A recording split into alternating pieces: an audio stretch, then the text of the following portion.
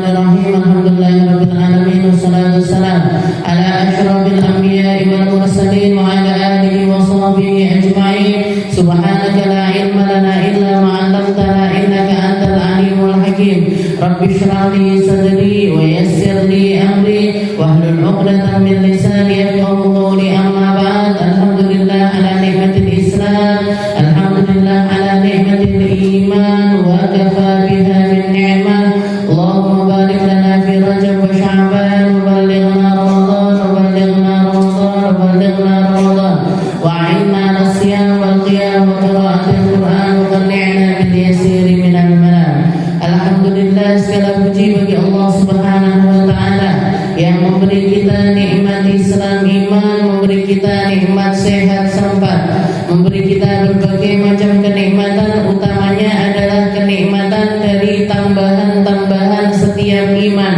Tambahnya kita di dalam mengerti, tambahnya kita di dalam memahami, tambahnya kita di dalam mendekatkan diri kepada Allah Subhanahu wa taala, ataupun juga dengan segala sesuatu yang tersambung kepada Nabi kita Nabi Muhammad sallallahu alaihi wasallam, seperti yang dikatakan oleh sahibuz Zubat, fakun minal imani fi mazidin wa fi safa'il qalbi la tajdidin. Wahai manusia semuanya, utamanya adalah para pengkaji ilmu. Siapa yang mendekat kepada ilmunya Allah, siapa yang mendekat kepada segala sesuatu yang datang dari Allah Subhanahu wa taala, fakun minal imani fi mazidi. Tambahi terus imanmu, tambahi terus yakinmu, tambahi terus kepercayaanmu kepada Allah Subhanahu wa taala. Wa fi safa'il qalbi tajdidi, dan juga tentang kebersihan hati, ayo kita benahi terus-terusan. Ayo kita lepaskan segala macam bentuk kebencian, segala sesuatu yang buruk-buruk, prasangka yang buruk, kepikiran yang buruk, setiap hal-hal yang terlintas yang jelek-jelek di dalam hati kita lepaskan dari diri kita, karena tempatnya ilmunya Allah Ta'ala, tempat dari cahayanya Allah Ta'ala itu selalu berada di wadah yang bersih, selalu berada di wadah yang tidak ada kotoran di dalamnya, selalu berada di tempat yang mana orang yang memiliki tempat tersebut memiliki waktu, memiliki keinginan untuk selalu membersihkan dirinya di hadapan Allah Subhanahu wa taala. Dengan cara apa kita membersihkannya? Bikathratis sholati wat taati wa tarku ma linnafsi min syahwati. Dengan cara memperbanyak taat, memperbanyak doa, memperbanyak melakukan sesuatu yang sesuai dengan perkara-perkara yang diridhoi oleh Allah Subhanahu wa taala. Kalau minggu yang lalu kita bahas tentang surat Abasa, di penghujung dari surat Abasa Allah Ta'ala menerangkan tentang dua kelompok manusia, wujuhi yawma idin musfirah dhahikatun mustabshirah wa wujuhi yawma idin 'alaiha ghabarah tarhaquha qatara ulaika humul kafaratul fajar. Ada sekelompok manusia yang wajah mereka ketika dibangkitkan bersinar berseri-seri.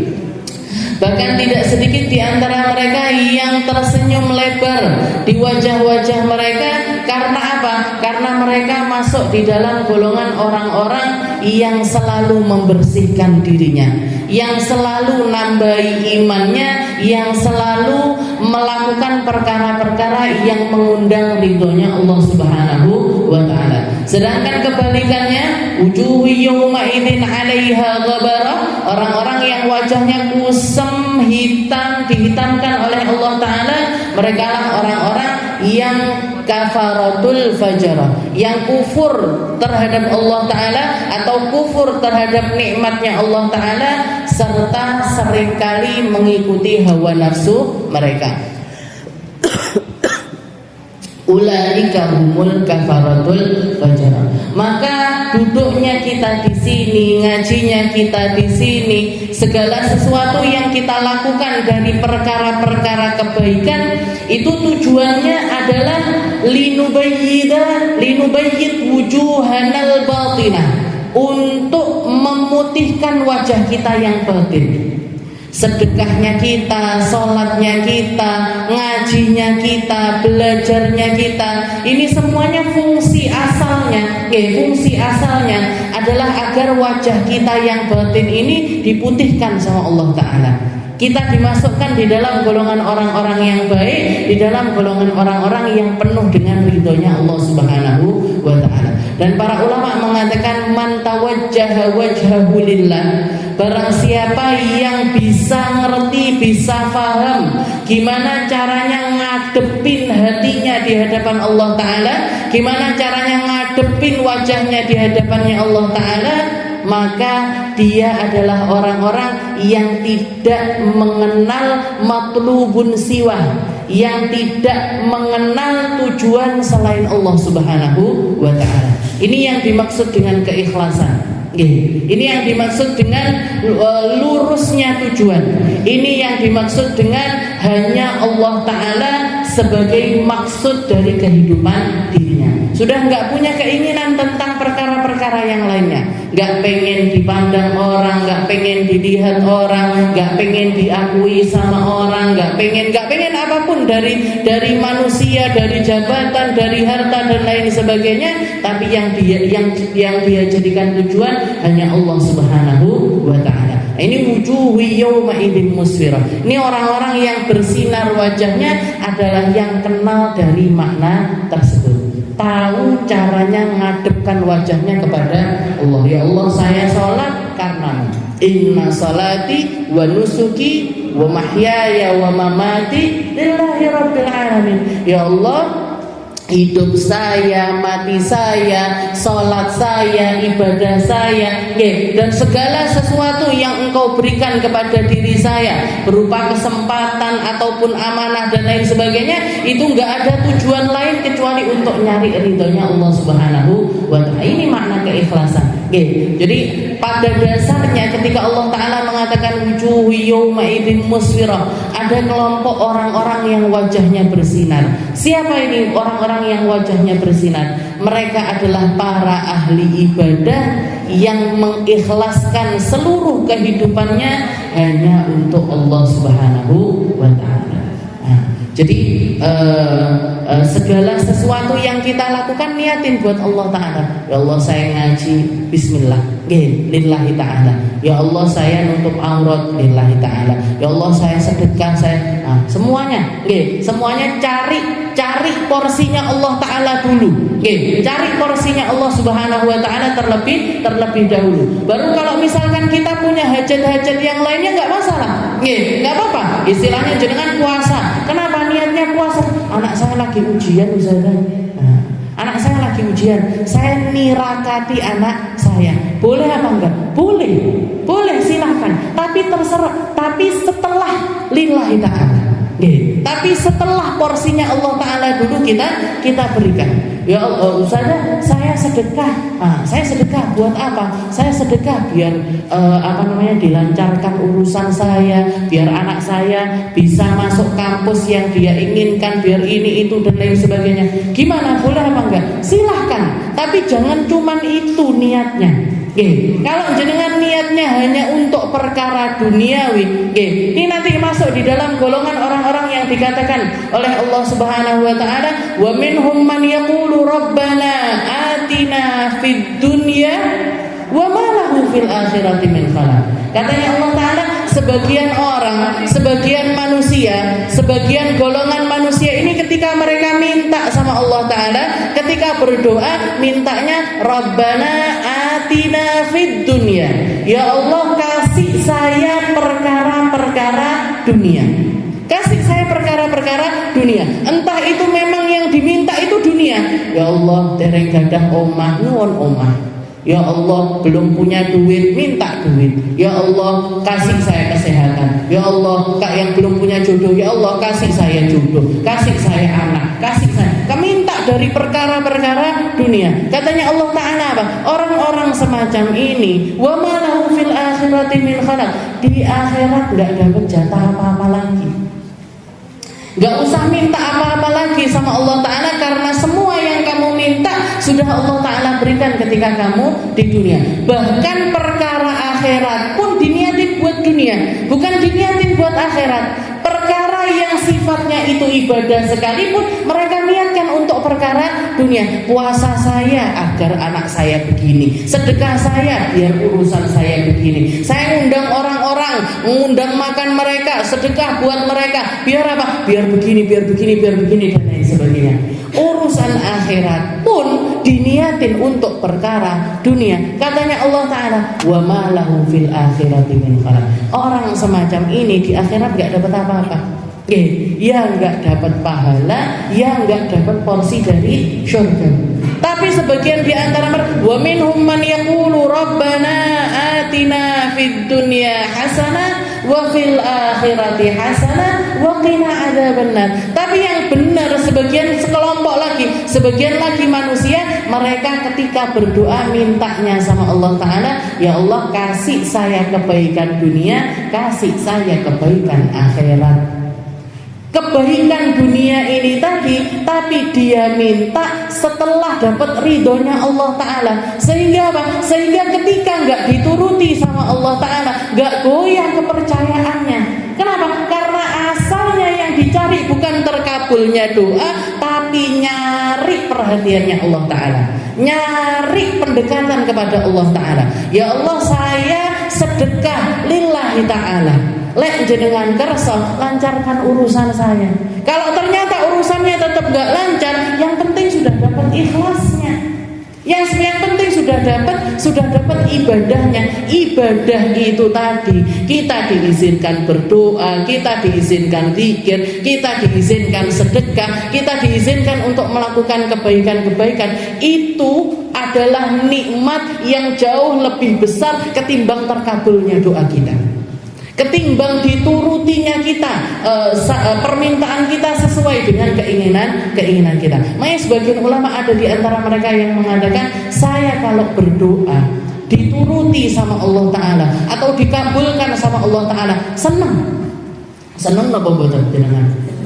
Jaluk lancar urusannya, dilancarne tenanan, minta minta jodohnya didekatkan beneran, minta anak dikasih anak, minta rezeki dikasih rezeki. Senang apa enggak? Senang.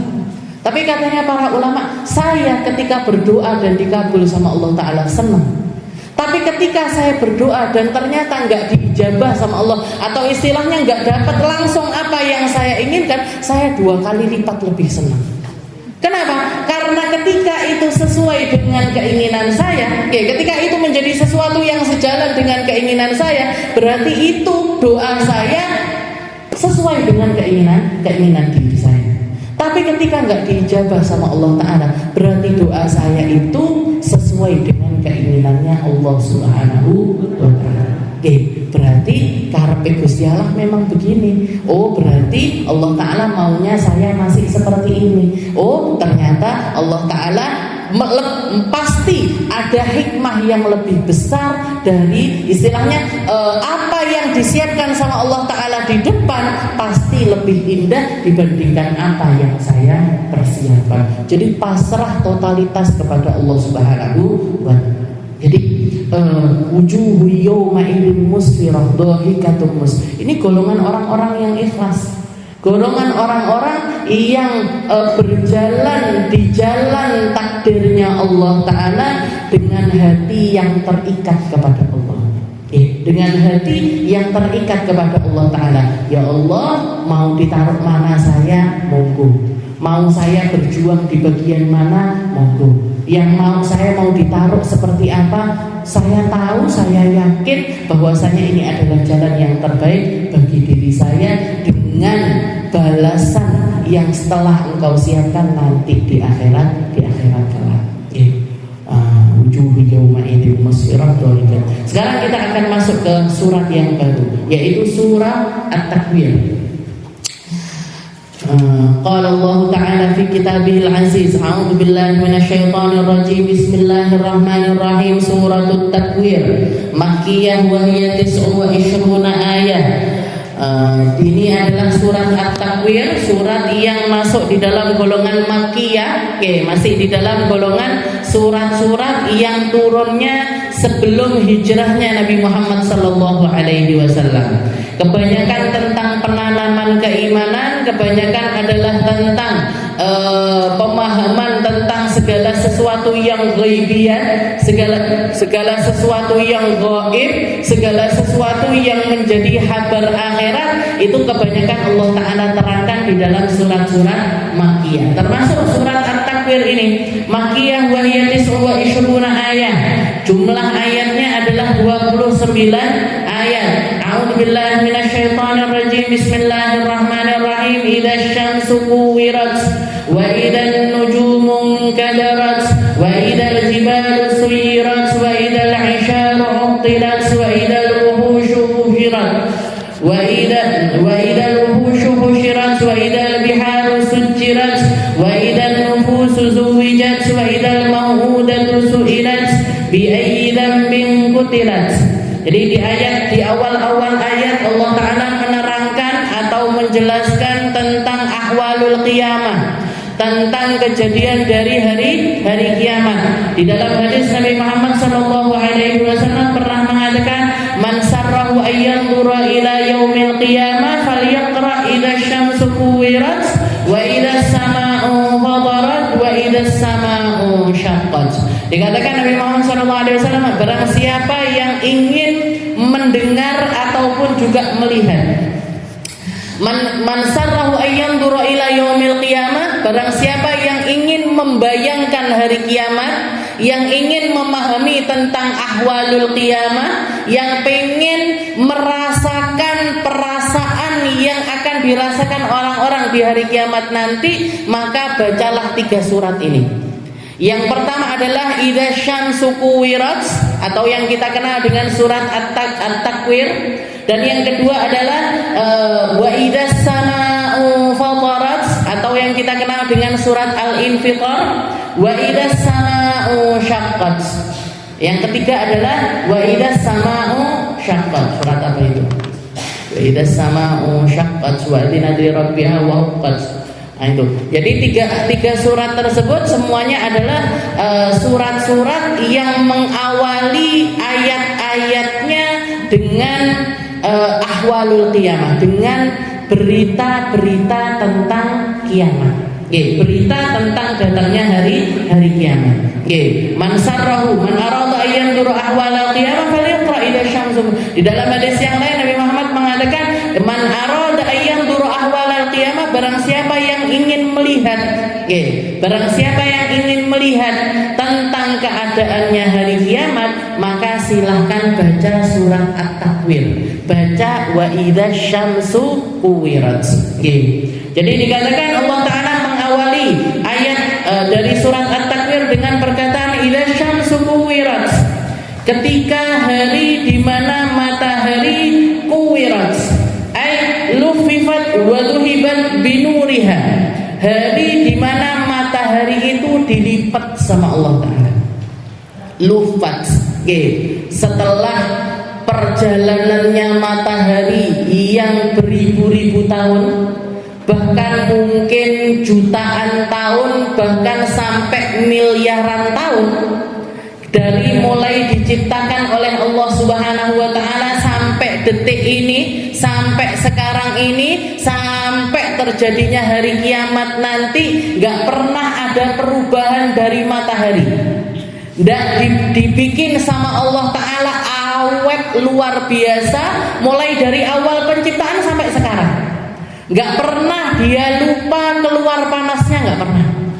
Gak pernah dia gak nuruti Allah Ta'ala untuk terbit dari timur, terbenam dari ke barat, gak pernah. Kecuali nanti ketika Allah Ta'ala merubah perintahnya di hari kiamat, terbitlah kamu dari arah barat dan terbenam dari arah timur. Tapi selama perjalanan waktu tersebut, matahari ini gak pernah dilipat sama Allah Ta'ala, gak pernah dihilangkan cahayanya sama Allah Ta'ala juga enggak pernah. Tapi nanti ketika terjadi kiamat, idza syamsu kuwirat, ketika matahari itu dilipat sama Allah Ta'ala, dilipat kayak kain. Jadi yang pertamanya dibentangkan, seluruh alam ini bisa merasakan panasnya, seluruh alam semesta ini bisa merasakan manfaat dari matahari itu sendiri. Maka hari itu, pada hari kiamat tersebut, sama Allah Ta'ala dilipat, cahayanya dihilangkan, mataharinya dihapuskan. Jadi cahayanya diambil sama Allah Ta'ala, setelah itu mataharinya itu dilipat sama Allah Ta'ala, diganti dengan sebuah matahari. Nanti ketika di padang mahsyar, apa sudah nggak ada matahari? Masih ada, tapi mataharinya sudah nggak bulat lagi seperti sekarang ini, dipipihkan sama Allah Ta'ala. Kuwirat itu juga diartikan kayak sesuatu yang disetrika, sehingga panasnya itu merata dari ujung ke ujung, merata dari ujung ke ujung, didekatkan dengan pendekatan yang luar biasa ke manusia. Bahkan dikatakan jarak antara manusia dengan matahari itu sendiri cuma satu jengkal. Didekatkan sedekat-dekatnya, sehingga semua manusia waktu itu nggak ada satupun kecuali kepanasan, nggak ada satupun kecuali merasakan panas yang amat sangat. Nggak ada satupun di antara mereka kecuali mereka merasakan perasaan gerah yang luar biasa. Makanya sampai dikisahkan, katanya Nabi Muhammad SAW, ada di antara mereka yang keringetan, dari saking berkeringatnya, keringatnya ini sampai ke mata kaki. Ada yang keringatnya sampai ke lutut, ada yang keringatnya sampai ke pusar, ada yang keringatnya sampai ke dada. Bahkan ada yang tenggelam dari keringat mereka masing-masing. Dari saking panasnya dan dari saking dekatnya matahari saat itu, sehingga manusia dalam keadaan yang luar biasa nggak nyaman. Dan itu terjadi ribuan tahun, ratusan tahun, harus dihadapi selama makanya dikatakan kita ini, umur dunia ini adalah umur yang sangat pendek sekali. Umur yang sangat pendek sekali. Kita punya umur yang di awal itu punya umur panjang. Umur apa itu? Alamul arwah. Kita sebelum kita ada di alam dunia, kita ada di alam arwah. Di Allah Ta'ala ketika menciptakan alam semesta, Allah Ta'ala menciptakan ruh secara sekaligus. Jadi kalau misalkan kita ngomongin umur arwah, umur manusia ini semuanya setara. Umur ruh itu Allah Ta'ala menciptakan sekaligus, semua bareng-barengan. Setelah di alam ruh, Allah Ta'ala memasukkan kita ke alam janin. Di alam janin ini kurang lebih cuman nggak sampai 9 bulan. Nggak sampai 9 bulan. Setelah itu masuk ke alam dunia. Alam dunia 60-70 tahun. 60-70, panjang-panjangnya 80-90 tahun. Nah, itu alam dunia. Nah, setelah alam dunia nanti masuk ke alam barzakh, yang juga nggak kalah panjangnya alam barzakh ini. Alam barzakh ini, manusia yang paling panjang alam barzakhnya adalah mereka-mereka yang hidup di zamannya Nabiullah Adam. Putra-putranya Nabiullah Adam, putri-putrinya Nabiullah Adam, orang-orang yang pertama kali wafat itu alam barzakhnya panjang sekali sampai nanti hari kiamat. Jadi alam barzakh panjang, alam akhirat lebih panjang lagi, dan alam surga dan juga neraka itu menjadi alam yang selama-lamanya. Jadi kalau kita lihat porsinya dunia ini sautil, sedikit sekali, kecil sekali. Jadi Imam Busiri mengatakan di dalam burdahnya, jangan kamu gadaikan duniamu ini, jangan kamu gadaikan hidupmu ini untuk duniamu. Kenapa? Karena dunia ini kalau saya capek, saya nggak halah kudungan sumuk, mau ngomong apik, mau ngomong yang baik-baik, ora iso, aku wis ngene iki omonganku. Ini kalau misalkan kita nggak bisa sabar di dunia, kalau kita nggak memaksakan taat ketika di dunia, kalau kita nggak mau lepas dari keburukan-keburukan kita di dunia, nasib kita di alam yang panjang-panjang ini loh yang mengkhawatirkan. Nasib kita di alam-alam yang durasinya itu luar biasa panjang, itu yang bakalan berbahaya. Maka ibadah di dunia ini pendek, sholat di dunia ini pendek, melakukan kebaikan di dunia ini pendek. Kalau kita nggak bisa sabar atas kebaikan yang pendek ini, alam akhirat kita akan berbahaya.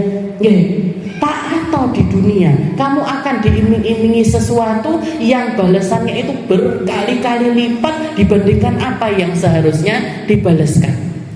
Balasan alam akhirat itu kan nggak bisa dibandingkan dengan balasan dunia. Orang kalau misalkan balas kebaikan di dunia, paling sesuatu yang setara. Paling besarnya itu sesuatu yang setara. Kita dikasih air minum, terima kasih, ya kan? Kita dikasih 2 air minum, terima kasih, terima kasih. Dikasih 3 air minum, terima kasih, terima kasih, terima kasih. Itu balasan dunia. Kalau balasan akhirat, Nabi Muhammad SAW bahkan mengatakan, man qala alhamdulillah, alhamdulillah tamla'ul mizan. Ketika kamu mengucapkan alhamdulillah penuh dengan kesadaran dari dalam hatimu, sesungguhnya kalimat alhamdulillah itu mampu memenuhi timbangan amal kebaikan. Dan ketika seseorang amal kebaikannya ini timbangannya lebih berat, maka dia akan mendapatkan kenikmatan di dalam surganya Allah Ta'ala. Kalimat alhamdulillah ini kan enteng sekali, setara dengan terima kasih itu tadi.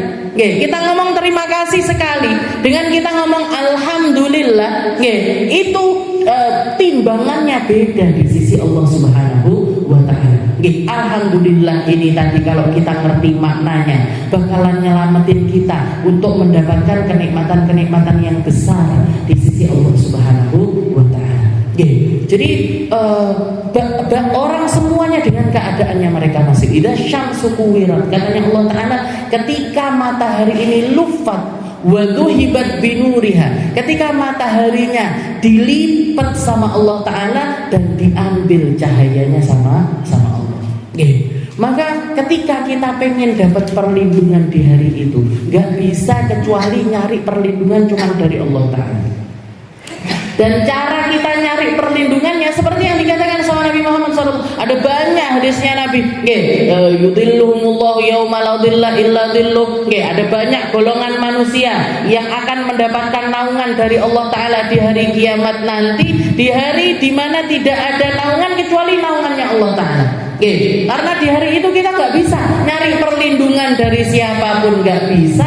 Semuanya kegerahan, semuanya dapat porsi yang sama dari kedekatannya dengan matahari. Cuman ada yang sama Allah Ta'ala dikasih nasib, dikasih keadaan nikmat, ada yang dikasih keadaan gak nikmat. Ada yang dikasih naungan sama Allah Ta'ala, sehingga walaupun mataharinya sedekat itu sekalipun mereka gak merasakan panas. Mereka nggak merasakan panas sama sekali. Sebagiannya seperti yang dijelaskan sama Nabi Muhammad SAW, sab'atun yudhilluhumullahu yawmal qiyamah yawma la dhilla illa dhill. Ada 7 golongan manusia.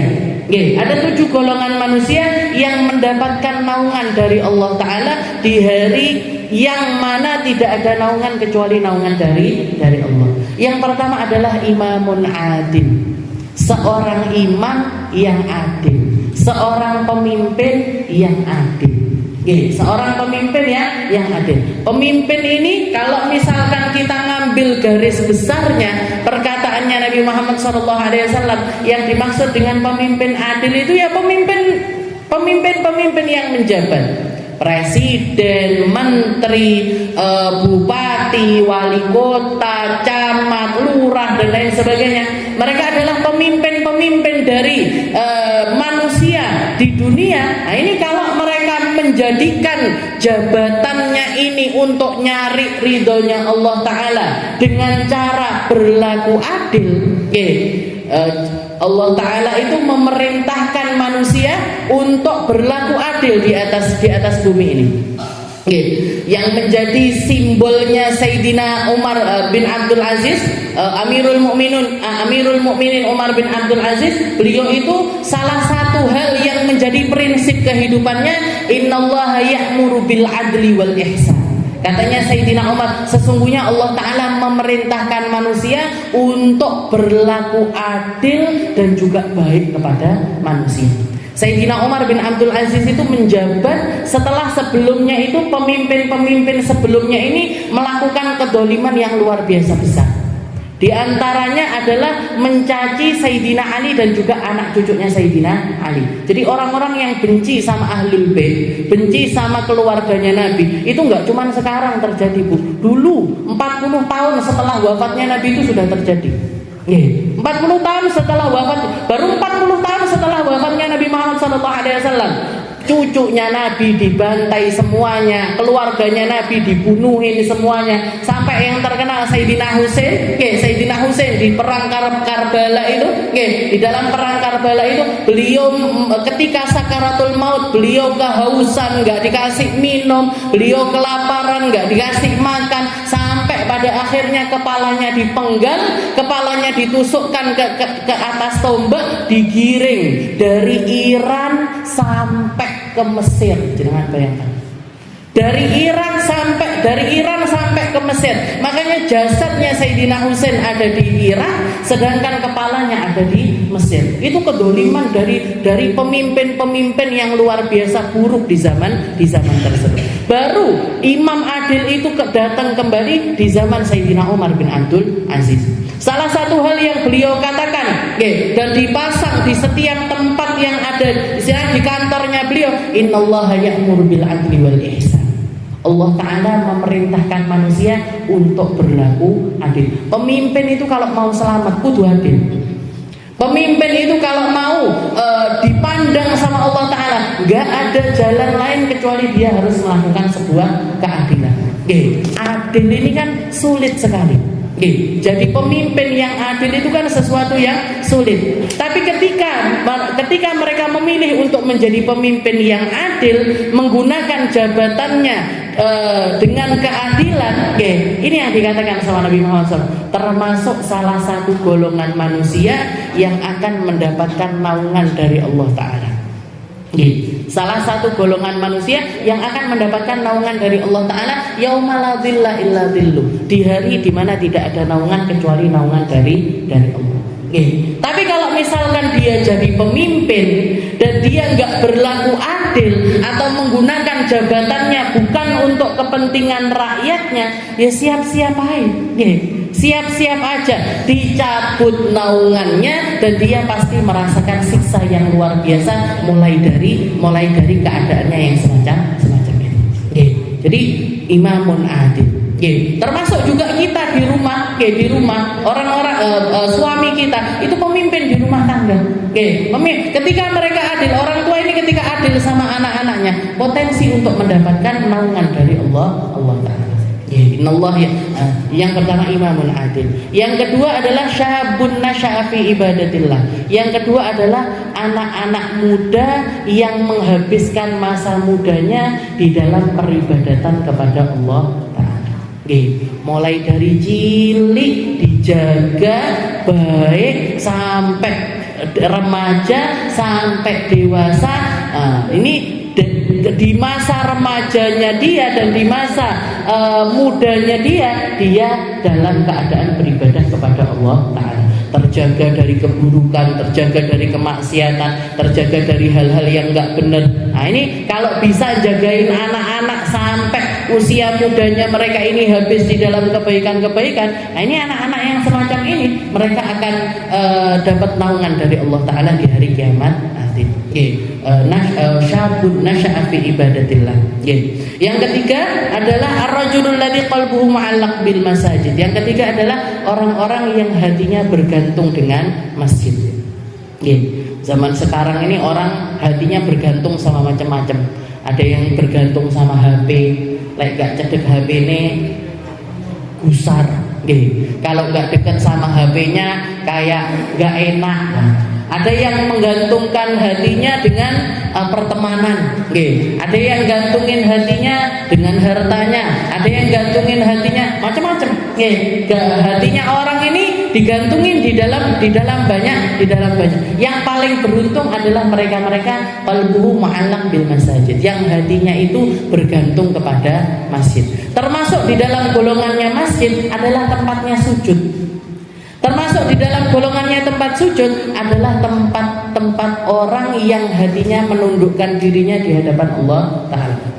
Ini majelis kita ini termasuk masjid, karena di tempat ini kita nundukin hati kita kepada Allah Subhanahu wa Ta'ala. Jadi orang-orang yang ngengen satu keri ngaji neh, satu keri ngaji neh, satu keri ngaji neh. Nah, ini termasuk qalbuhu mu'allaq bil masajid.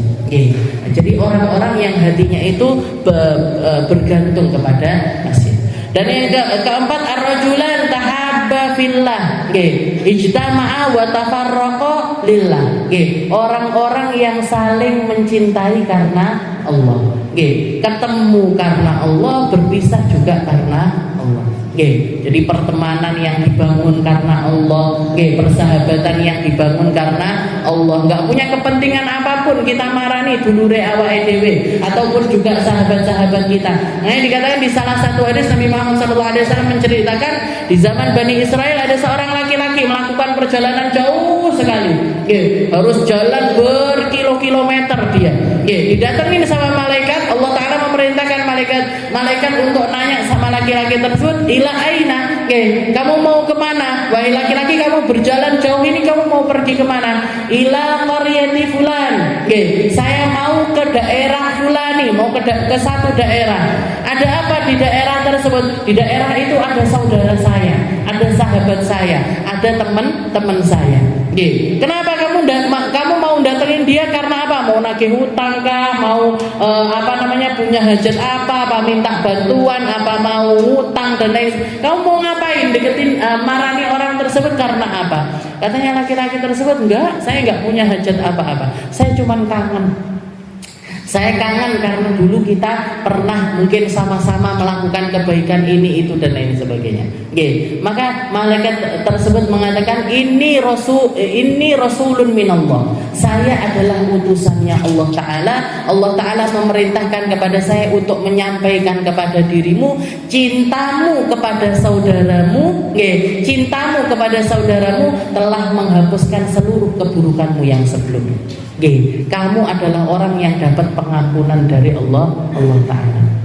Jadi senang sama orang karena Allah, mencintai seseorang karena Allah, itu efek yang itu sebuah penyembuh yang luar biasa untuk hati kita. Jadi itu golongannya ar-rajulan tahabba fillah, orang-orang yang saling mencintai karena Allah, ketemu karena Allah, berpisah juga karena Allah, melakukan sesuatu karena Allah, enggak melakukan sesuatu juga karena Allah, berhabar karena Allah, diam enggak berhabar juga karena Allah. Jadi segala sesuatu yang didasari landasannya ini karena nyari ridhonya Allah Ta'ala. Ar-rajulan tahabba fillah. Terus setelah itu yang golongan kelima, ar-rajulul ladzi da'atuhu imra'atun dzatu jamal. Laki-laki atau seseorang, perempuan juga termasuk, yang diajak untuk melakukan keburukan sama orang yang bukan mahram sama dia.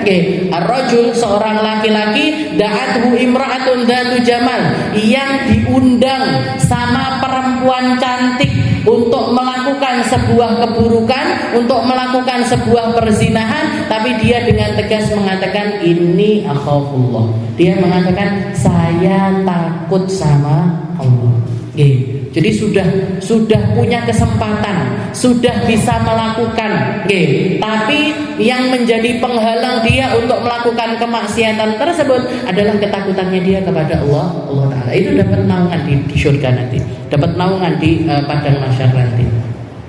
Dan yang keenam, ar-rajulul ladzi tasaddaqa fa akhfa shadaqatah. Golongan yang keenam adalah orang-orang yang seringkali bersedekah dan menyembunyikan sedekah mereka. Menyembunyikan sedekah mereka. Orang sedekah itu, kalau yang sedekah wajib memang wajib untuk dilihatkan. Sedekah wajib itu harus diperlihatkan. Fungsinya untuk syiar dan fungsinya agar orang ini tadi enggak terkena fitnah. Orang kalau zakat fitrah misalkan, nggak boleh sembunyi-sembunyi zakat fitrah itu nggak boleh. Nanti dikiranya masjid atau golongan-golongan yang mengelola zakat biasanya wong kuwi ora tahu zakat. Padahal dia zakat tapi sembunyi-sembunyi. Nah, maka kalau yang sedekah wajib ini memang harus diperlihatkan.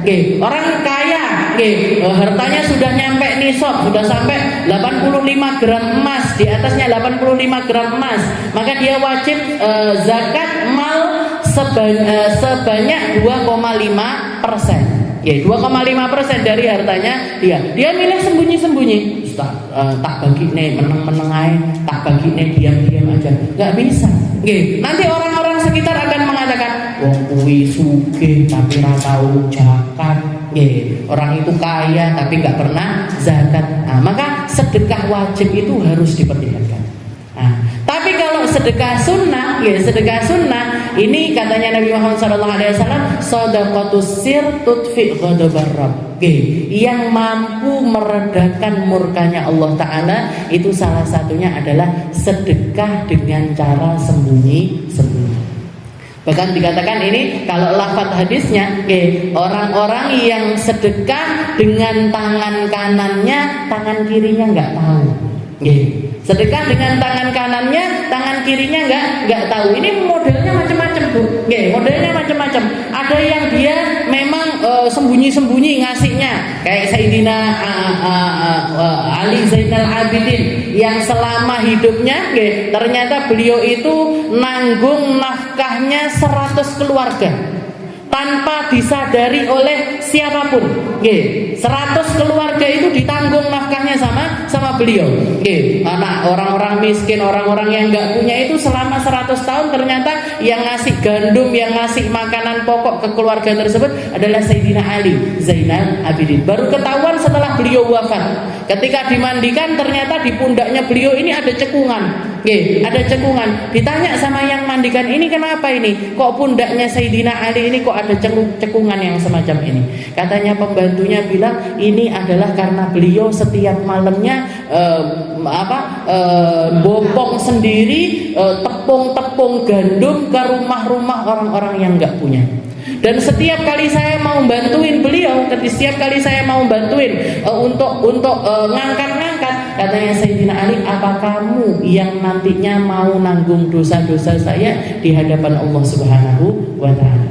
Maka sebagaimana dosa kita tanggung masing-masing, silahkan tanggung kebaikan kita juga masing-masing. Ini Sayyidina Ali Zainal Abidin. Jadi ada orang-orang yang sedekah sembunyi-sembunyi, memang benar-benar sembunyi-sembunyi. Istilahnya nggak ada orang tahu. Atau pakai trik. Pakai trik, jenengan belanja misalkan di orang-orang yang di pinggir-pinggir jalan itu, beli harganya berapa? 15.000, jenengan bayar 20.000. Atau beli tanpa ngenyang sama sekali. Biasanya penyakitnya ibu-ibu kan nggak salah, nggak ada. Nah, beli ini bonus Royco ya. Beli ini bonus ini ya, beli itu. Jenengan belanja tanpa minta bonus, niatkan sedekah. Itu termasuk sedekatus sir. Termasuk sedekah sembunyi-sembunyi. Kenapa? Karena jenengan lihat, kalau kita belanja di tempatnya orang-orang semacam itu, orang-orang yang kerja dengan gerobakan dan lain sebagainya, yang toko-toko kecil-kecil, meracang-meracang kecil-kecil, itu mereka bekerja untuk hidup, Bu. Tinggi mangan, tinggi bayar SPP anaknya, dipakai benar-benar dipakai untuk hidup. Tapi kalau kita belanja di orang kaya-kaya, apalagi di supermarket besar, nah, ini kita mengayakan orang yang sudah kaya. Jadi istilahnya berarti apa salah? Ya nggak salah juga. Tapi kalau misalkan kita pengen ada porsi sedekah harian yang jenengan nggak ngerasa, bahkan istilahnya yang disedekahi itu nggak ngerasa kalau lagi disedekahin. Karena apa? Karena dia melihatnya ini adalah sebuah transaksi, bukan pemberian kepada orang lain enggak. Tapi taunya, iki nggak kenyang. Lah ibu iki ngenyangan, lah ibu iki nggak ngenyangan. cuman gitu aja kan. Persepsinya bakule ini kan cuman padahal itu di situ tersimpan sedekatus sir. Nggih, tersimpan sedekah secara sembunyi. Nah itu jenengan rutinkan sedino 5.000, sedino 2.000, sedino 10.000. Nggih, sedikit-sedikit kecil tapi rutin setiap hari. Insyaallah masuk di dalam golongan orang-orang yang sedekah secara sembunyi-sembunyi sampai ke tingkat tangan kanan yang ngeluarin, tangan kirinya nggak tahu. Kalau saya lihat guru-guru saya, Bapak Nur, istrinya Habib Umar, itu kalau sedekah, bener-bener nggak ngelihat sama sekali. Bener-bener nggak. Saya pernah ngelihat sendiri. Ketika di majelis seperti ini, ketika lagi ada di majelis seperti ini, tahu-tahu ada orang datang langsung duduk ngadep di depannya beliau. Setelah itu bilang di depan kita, di depan murid-muridnya, Bu Baba, anak saya barusan kecelakaan. Saya nggak punya duit untuk berobat. Bu Baba nggak pakai langsung buka dompetnya, nggak pakai dilihat Bu, dicarok aja dikasihkan aja. Nggak terus milih 5.000, 50.000, piro, butuhnya piro, 200.000 ya, nggak gitu, langsung diambil setelah itu diberikan. Ustazah Kiki, saya punya teman itu berangkat haji sama Bu Baba. Berangkat haji sama Bu Baba Nur. Itu beliau di tasnya beliau itu sepanjang jalan mau ke Mina, mau ke Musdalifah, mau pas lagi perjalanan itu kan banyak orang minta juga, banyak orang minta. Kalau orang-orang kita paling sedekahnya sak real. Bu Baba enggak, apa duit yang ada kasihkan, kalau habis begitu habis beliau langsung naruh tangannya itu di kepala sambil ngomong nur ma indushe, duit ku entek enggak iso sedekahnya. Uangku habis enggak bisa sedekah lagi. Jadi sampai habis. Nanti ada duit lagi gitu lagi. Terus enggak, makanya katanya Ustaz, aku yang notomin. Waktu itu karena Baba bahkan sampai 100 real pun disedekahkan. Uang 100 real itu dipakai buat ngasih orang minta kayak gitu, itu nggak pakai di sak real, borong real, 5 real enggak. Apapun yang ada. Maka katanya Kiki, saya yang nata. Nanti kalau Baba minta tak kasih sak real. Kalau prinsipnya orang-orang yang hidupnya sudah enggak nengok sama sekali sama dunia, kayak gitu. Pokoknya metu nanti begitu habis beliau malah justru nur main dunia. Saya sudah nggak bisa sedekah lagi, saya nggak punya duit buat sedekah lagi. Jadi punya duit itu yang dicari sedekahnya. Megang duit itu gimana caranya bisa keluarin. Megang harta itu gimana caranya bisa nolongin orang. Ini pikirannya orang-orang yang enggak noleh kepada selain Allah Subhanahu wa ta'ala. Ar-rajulul ladzi tasaddaqa fa akhwa sadaqatan. Orang-orang yang bersedekah dan menyembunyikan sedekah mereka. Dan golongan terakhir adalah ar-rajulul ladzi dzakarallahu khafiyan fa fawadat ainah. Orang-orang yang seringkali mengingat Allah taala khafiyan. Mengingat Allah taala di dalam kesendirian. Karena kalau di dalam kesendirian itu sudah pasti enggak nyari perhatian siapa-siapa.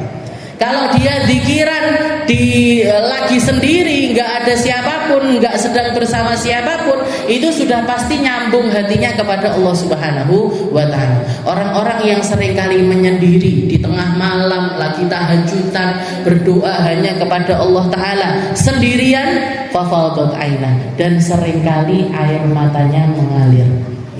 Air mata ini yang membuat dia dapat naungan dari Allah. Tangisannya ini yang membuat dia itu diperhatikan sama Allah Ta'ala. Kenapa? Karena berarti dia serius nyari Allah. Karena berarti dia benar-benar ingin mendekat kepada Allah Subhanahu. Kalau di depan orang, kalau di hadapan manusia, pikiran bareng, nangis bareng, ini bisa ikhlas, bisa enggak? Bisa ikhlas, bisa enggak? Bisa beneran memang meratapi dosanya, bisa enggak? Bisa benar-benar menyesal, bisa enggak? Tapi Tapi kalau sudah lagi sendirian, dia ingat kesalahannya, dia ingat dosanya, dia ingat apa yang pernah berlalu dari dirinya, kok air matanya nangis. Nah, ini yang akan menyebabkan dia mendapatkan perlindungan dari Allah Subhanahu wa taala. Idza syamsu kuwirat. Hari kiamat itu adalah hari di mana cahayanya matahari dihilangkan sama Allah taala. Setelah kepatuhan yang begitu lama, setelah tanpa perubahan begitu lama, setelah eksistensinya yang begitu lama, ada hari di mana matahari itu dicabut, dicabut semua hak keberadaannya oleh Allah Subhanahu wa taala. Yang mampu melakukan siapa? Penciptanya. Yang bisa melakukan itu siapa? Ya yang bikin matahari itu sendiri. Selain itu nggak akan bisa. Idza syamsu kuwirat wa idza nujumu kadarat. Matahari diambil cahayanya sama Allah taala. Wa idza nujumu kadarat, sedangkan bintang-bintang tasaqatat, berjatuhan. Jadi bintang-bintang yang selama ini nggak pernah jatuh, yang selama ini kalaupun jatuh itu nggak nimpa manusia, nggak nabrak ke bumi, nggak nabrak segala sesuatu yang yang berefek kepada kehidupan manusia, nanti akan bertabrakan satu sama lain. Wa idzan nujumu kadarat wa idzal jibalu suyirat, hari di mana gunung-gunung sudah tercabut dari seluruh dari tempatnya masing-masing. Wa idzal jibalu suyirat wa idzal isyaru uttilat, dan juga hewan-hewan ternak dibiarkan begitu saja, tuannya sudah nggak mikirkan lagi, tuannya sudah nggak ngereken lagi, tuannya sudah nggak menganggap dia lagi. Isyaru uttilat. Para peternak ini yang dikatakan harta termahalnya mereka ya ternaknya mereka. Ternak ayam ya hartanya mereka ya ayamnya, yang ternak kambing ya hartanya mereka kambingnya, yang ternak sapi ya hartanya mereka adalah sapi-sapi tersebut. Tapi nanti di hari kiamat orang-orang sudah nggak ngereken lagi. Para pemilik harta ini sudah nggak ngereken di mana harta mereka, bagaimana keadaan harta mereka, sudah nggak bingung lagi untuk ngumpulin itu semuanya. Wa idzal isyaru uttilat wa idzal wuhushu husyirat ila akhirih. Wallahu a'lam bishawab. Insyaallah kita lanjutkan di pertemuan yang selanjutnya.